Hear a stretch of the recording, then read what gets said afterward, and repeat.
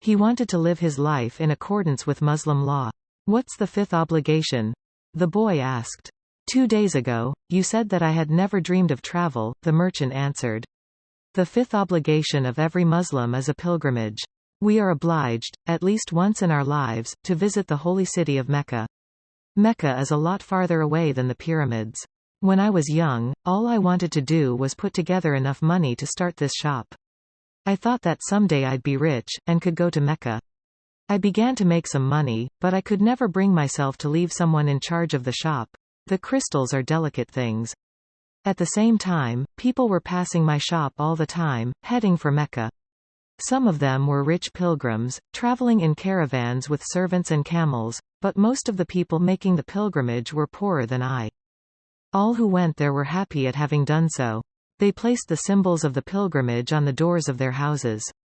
One of them, a cobbler who made his living mending boots, said that he had traveled for almost a year through the desert, but that he got more tired when he had to walk through the streets of Tangier buying his leather. Well, why don't you go to Mecca now? Asked the boy. Because it's the thought of Mecca that keeps me alive. That's what helps me face these days that are all the same, these mute crystals on the shelves, and lunch and dinner at that same horrible cafe. I'm afraid that if my dream is realized, I'll have no reason to go on living. You dream about your sheep and the pyramids, but you're different from me, because you want to realize your dreams. I just want to dream about Mecca. I've already imagined 1,000 times crossing the desert. Arriving at the Plaza of the Sacred Stone, the 7 times I walk around it before allowing myself to touch it. I've already imagined the people who would be at my side, and those in front of me, and the conversations and prayers we would share. But I'm afraid that it would all be a disappointment, so I prefer just to dream about it.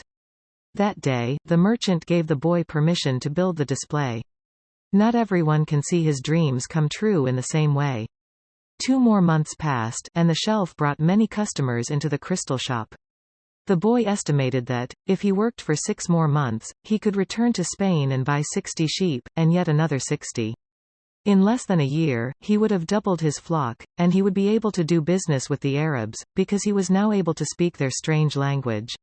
Since that morning in the marketplace, he had never again made use of Urim and Thummim. Because Egypt was now just as distant a dream for him as was Mecca for the merchant. Anyway, the boy had become happy in his work, and thought all the time about the day when he would disembark at Tarifa as a winner. You must always know what it is that you want, the old king had said. The boy knew, and was now working toward it.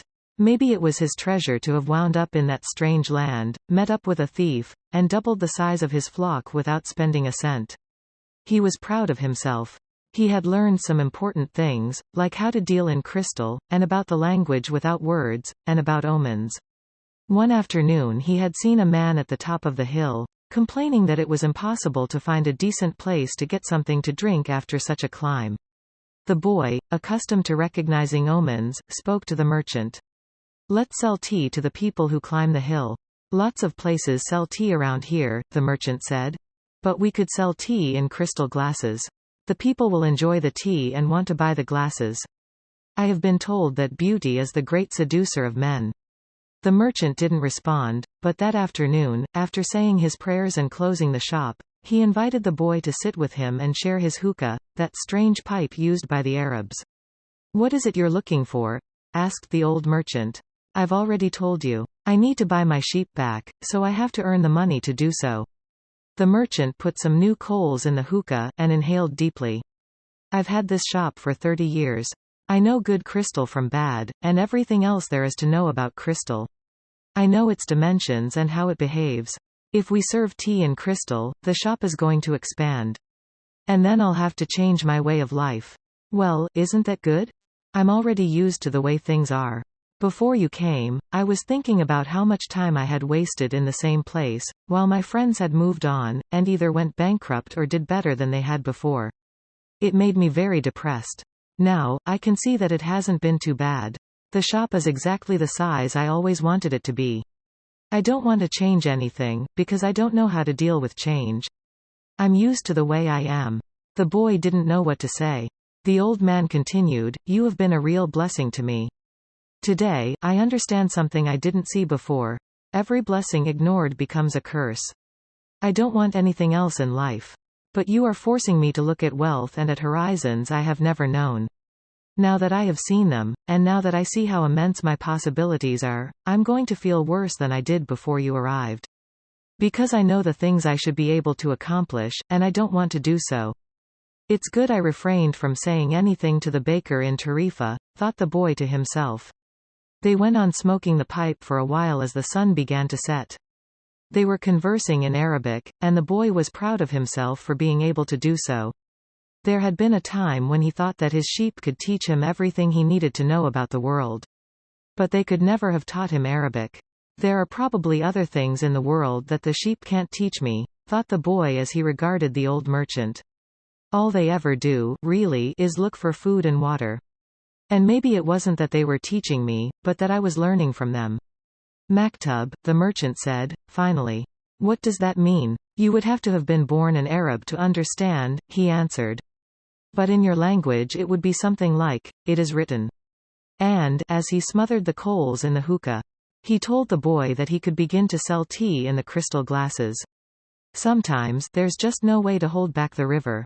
The men climbed the hill, and they were tired when they reached the top. But there they saw a crystal shop that offered refreshing mint tea. They went in to drink the tea, which was served in beautiful crystal glasses.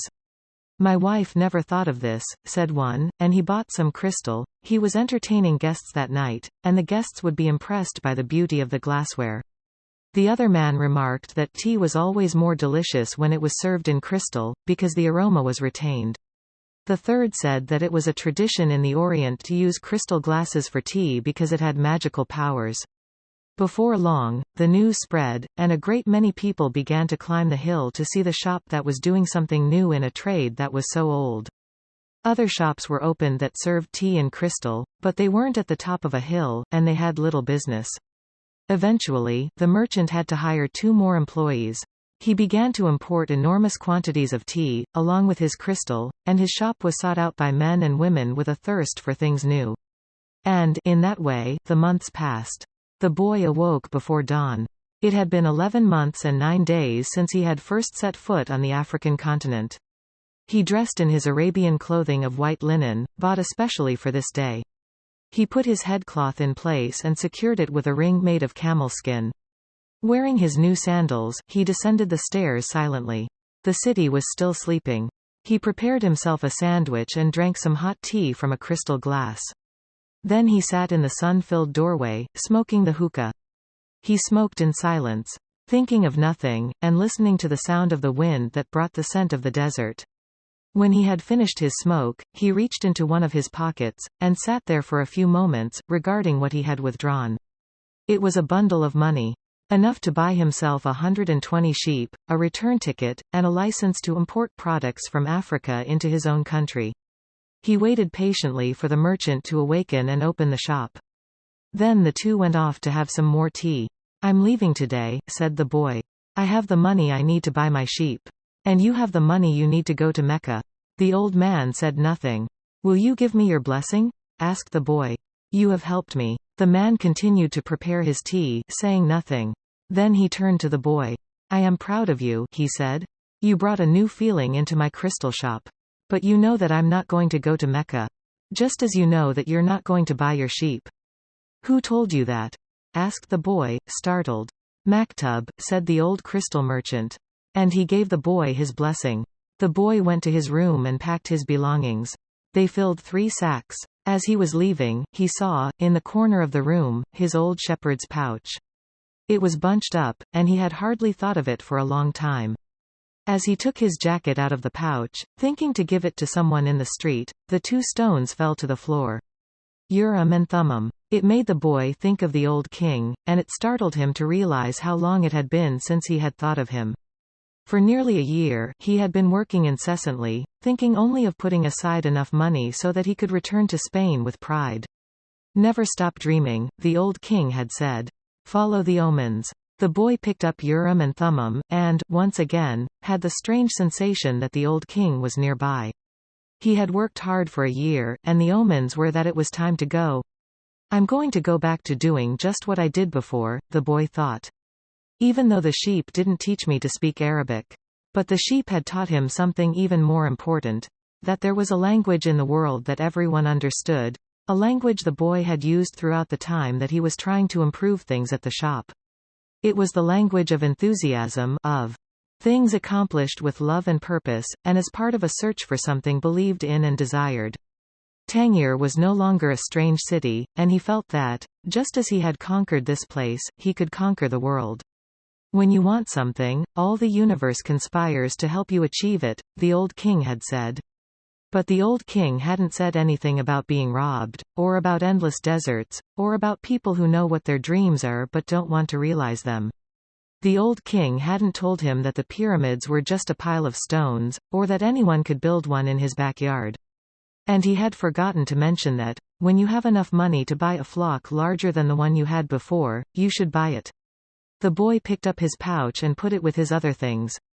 He went down the stairs and found the merchant waiting on a foreign couple, while two other customers walked about the shop, drinking tea from crystal glasses. It was more activity than usual for this time of the morning. From where he stood, he saw for the first time that the old merchant's hair was very much like the hair of the old king. He remembered the smile of the candy seller, on his first day in Tangier, when he had nothing to eat and nowhere to go. That smile had also been like the old king's smile. It's almost as if he had been here and left his mark, he thought. And yet, none of these people has ever met the old king. On the other hand, he said that he always appeared to help those who are trying to realize their personal legend. He left without saying goodbye to the crystal merchant. He didn't want to cry with the other people there. He was going to miss the place and all the good things he had learned. He was more confident in himself, though, and felt as though he could conquer the world. But I'm going back to the fields that I know, to take care of my flock again. He said that to himself with certainty, but he was no longer happy with his decision. He had worked for an entire year to make a dream come true, and that dream, minute by minute, was becoming less important. Maybe because that wasn't really his dream. Who knows? Maybe it's better to be like the crystal merchant. Never go to Mecca, and just go through life wanting to do so, he thought, again trying to convince himself. But as he held Urim and Thummim in his hand, they had transmitted to him the strength and will of the old king. By coincidence, or maybe it was an omen, the boy thought, he came to the bar he had entered on his first day there. The thief wasn't there, and the owner brought him a cup of tea. I can always go back to being a shepherd, the boy thought. I learned how to care for sheep, and I haven't forgotten how that's done. But maybe I'll never have another chance to get to the pyramids in Egypt. The old man wore a breastplate of gold, and he knew about my past. He really was a king, a wise king. The hills of Andalusia were only 2 hours away, but there was an entire desert between him and the pyramids. Yet the boy felt that there was another way to regard his situation. He was actually 2 hours closer to his treasure. The fact that the 2 hours had stretched into an entire year didn't matter. I know why I want to get back to my flock, he thought. I understand sheep. They're no longer a problem, and they can be good friends. On the other hand, I don't know if the desert can be a friend, and it's in the desert that I have to search for my treasure. If I don't find it, I can always go home. I finally have enough money, and all the time I need. Why not? He suddenly felt tremendously happy. He could always go back to being a shepherd. He could always become a crystal salesman again. Maybe the world had other hidden treasures, but he had a dream, and he had met with a king. That doesn't happen to just anyone. He was planning as he left the bar. He had remembered that one of the crystal merchant's suppliers transported his crystal by means of caravans that crossed the desert. He held Urim and Thummim in his hand. Because of those 2 stones, he was once again on the way to his treasure. I am always nearby, when someone wants to realize their personal legend, the old king had told him. What could it cost to go over to the supplier's warehouse and find out if the pyramids were really that far away?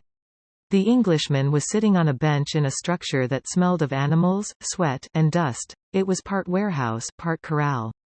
I never thought I'd end up in a place like this, he thought, as he leafed through the pages of a chemical journal. 10 years at the university, and here I am in a corral. But he had to move on. He believed in omens. All his life and all his studies were aimed at finding the one true language of the universe. First he had studied Esperanto, then the world's religions, and now it was alchemy. He knew how to speak Esperanto, he understood all the major religions well, but he wasn't yet an alchemist. He had unraveled the truths behind important questions, but his studies had taken him to a point beyond which he could not seem to go. He had tried in vain to establish a relationship with an alchemist. But the alchemists were strange people, who thought only about themselves, and almost always refused to help him. Who knows, maybe they had failed to discover the secret of the master work, the philosopher's stone, and for this reason kept their knowledge to themselves. He had already spent much of the fortune left to him by his father. Fruitlessly seeking the philosopher's stone. He had spent enormous amounts of time at the great libraries of the world, and had purchased all the rarest and most important volumes on alchemy. In one he had read that, many years ago, a famous Arabian alchemist had visited Europe. It was said that he was more than 200 years old, and that he had discovered the philosopher's stone and the elixir of life. The Englishman had been profoundly impressed by the story. But he would never have thought it more than just a myth, had not a friend of his, returning from an archaeological expedition in the desert, told him about an Arab that was possessed of exceptional powers. He lives at the Al-Fayoum oasis, his friend had said. And people say that he is 200 years old, and is able to transform any metal into gold.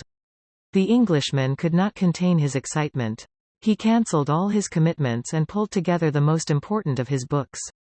And now here he was, sitting inside a dusty, smelly warehouse.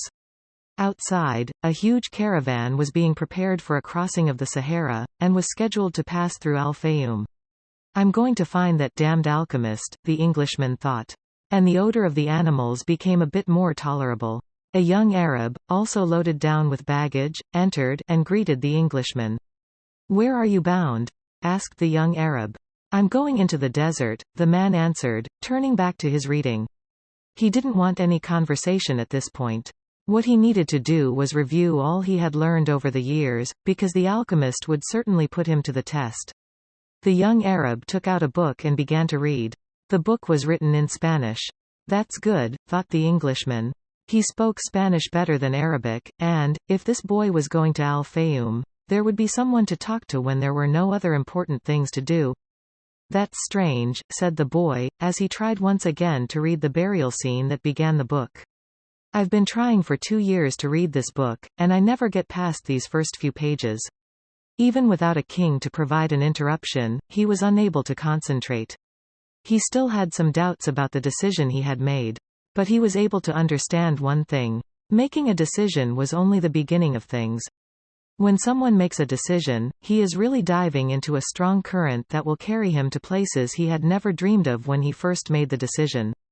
When I decided to seek out my treasure, I never imagined that I'd wind up working in a crystal shop, he thought. And joining this caravan may have been my decision, but where it goes is going to be a mystery to me. Nearby was the Englishman, reading a book. He seemed unfriendly, and had looked irritated when the boy had entered. They might even have become friends. But the Englishman closed off the conversation. The boy closed his book. He felt that he didn't want to do anything that might make him look like the Englishman. He took Urim and Thummim from his pocket, and began playing with them. The stranger shouted, "Urim and Thummim." In a flash the boy put them back in his pocket. "They're not for sale," he said. "They're not worth much," the Englishman answered. "They're only made of rock crystal, and there are millions of rock crystals in the earth. But those who know about such things would know that those are Urim and Thummim. I didn't know that they had them in this part of the world. They were given to me as a present by a king," the boy said. The stranger didn't answer. Instead, he put his hand in his pocket, and took out 2 stones that were the same as the boy's.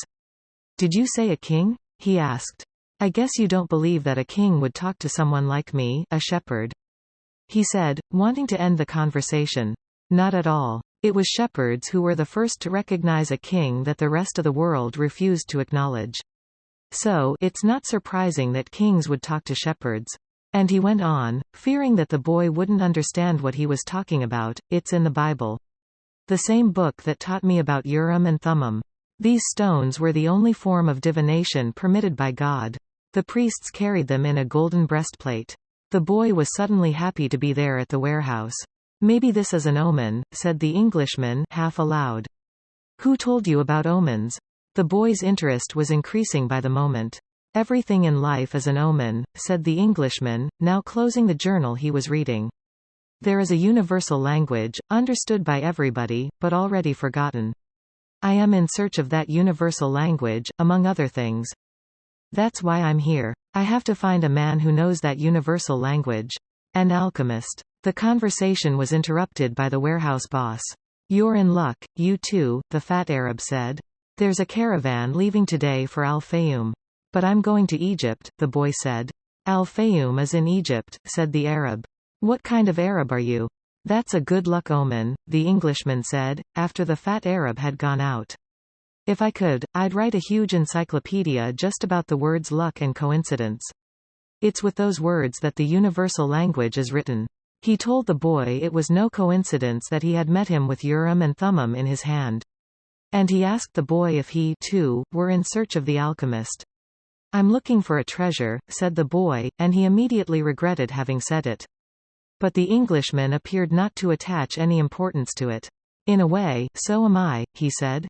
"I don't even know what alchemy is," the boy was saying, when the warehouse boss called to them to come outside. "I'm the leader of the caravan," said a dark-eyed, bearded man.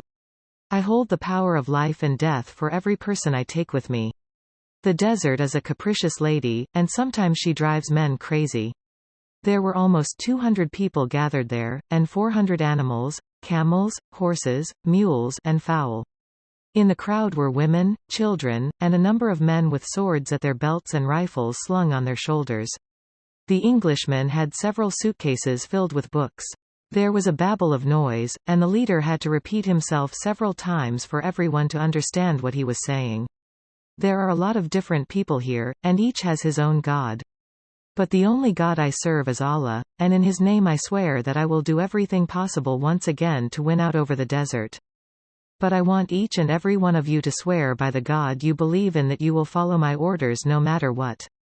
In the desert, disobedience means death." There was a murmur from the crowd. Each was swearing quietly to his or her own God. The boy swore to Jesus Christ. The Englishman said nothing. And the murmur lasted longer than a simple vow would have. The people were also praying to heaven for protection. A long note was sounded on a bugle, and everyone mounted up. The boy and the Englishman had bought camels, and climbed uncertainly onto their backs. The boy felt sorry for the Englishman's camel, loaded down as he was with the cases of books. "There's no such thing as coincidence," said the Englishman, picking up the conversation where it had been interrupted in the warehouse. "I'm here because a friend of mine heard of an Arab who—" But the caravan began to move, and it was impossible to hear what the Englishman was saying.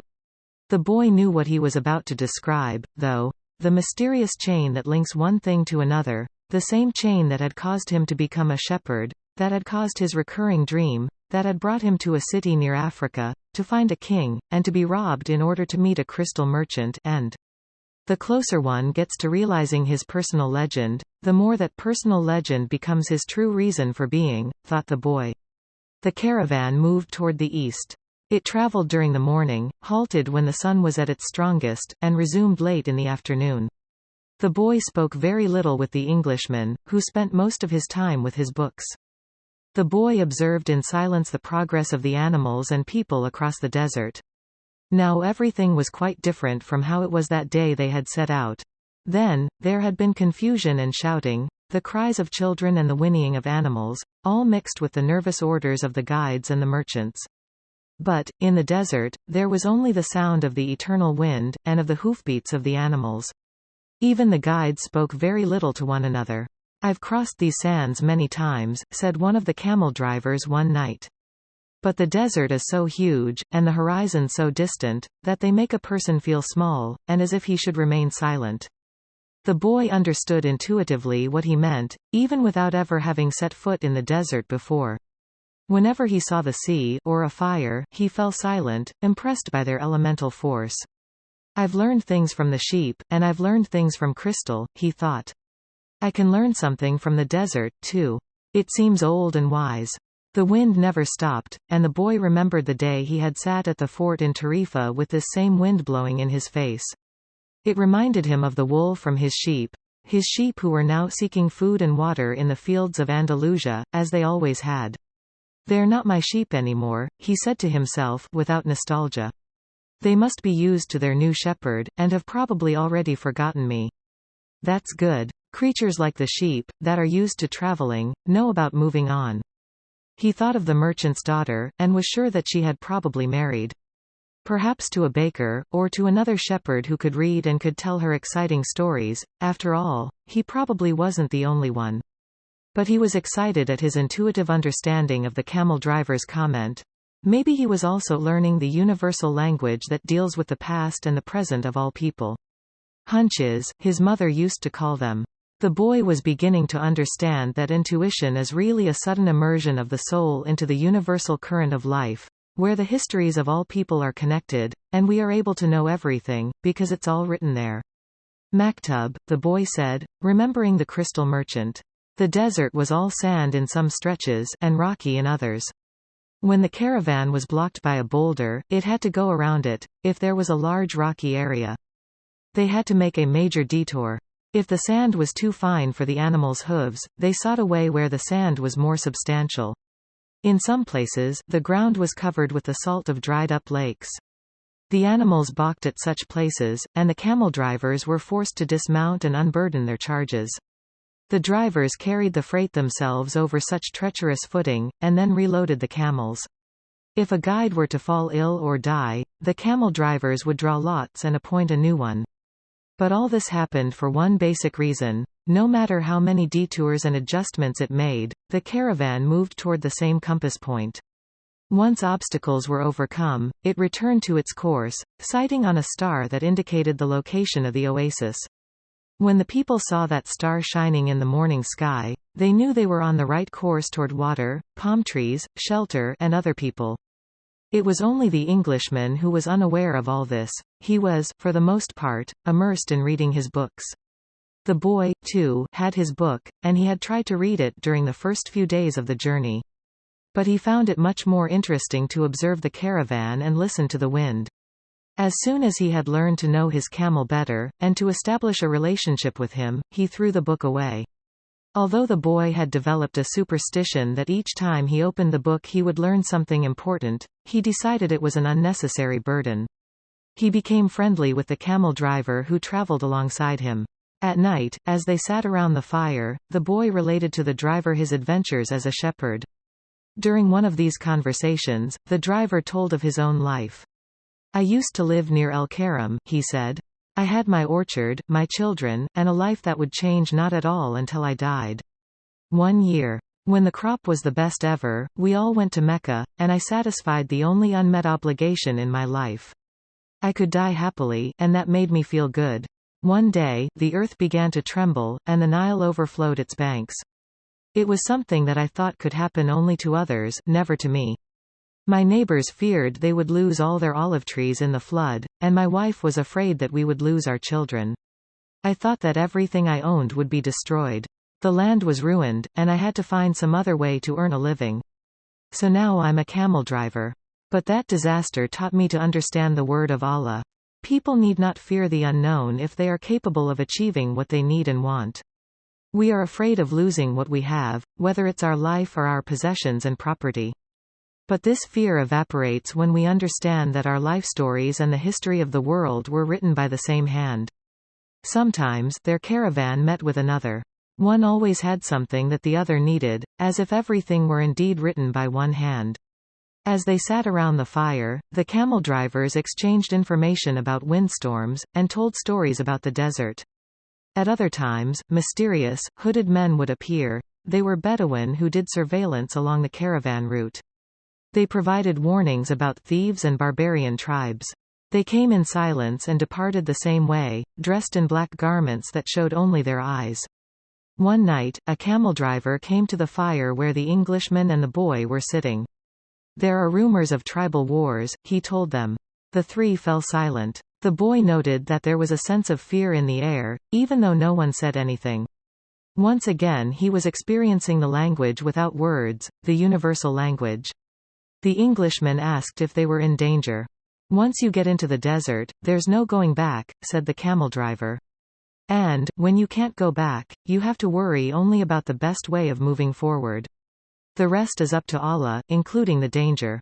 And he concluded by saying the mysterious word, maktub. "You should pay more attention to the caravan," the boy said to the Englishman, after the camel driver had left. "We make a lot of detours, but we're always heading for the same destination." "And you ought to read more about the world," answered the Englishman. "Books are like caravans in that respect." The immense collection of people and animals began to travel faster. The days had always been silent, but now, even the nights, when the travelers were accustomed to talking around the fires, had also become quiet. And, one day, the leader of the caravan made the decision that the fires should no longer be lighted, so as not to attract attention to the caravan. The travelers adopted the practice of arranging the animals in a circle at night, sleeping together in the center as protection against the nocturnal cold. And the leader posted armed sentinels at the fringes of the group. The Englishman was unable to sleep one night. He called to the boy, and they took a walk along the dunes surrounding the encampment. There was a full moon, and the boy told the Englishman the story of his life. The Englishman was fascinated with the part about the progress achieved at the crystal shop after the boy began working there. "That's the principle that governs all things," he said. "In alchemy, it's called the soul of the world. When you want something with all your heart, that's when you are closest to the soul of the world. It's always a positive force." He also said that this was not just a human gift, that everything on the face of the earth had a soul, whether mineral, vegetable, or animal, or even just a simple thought.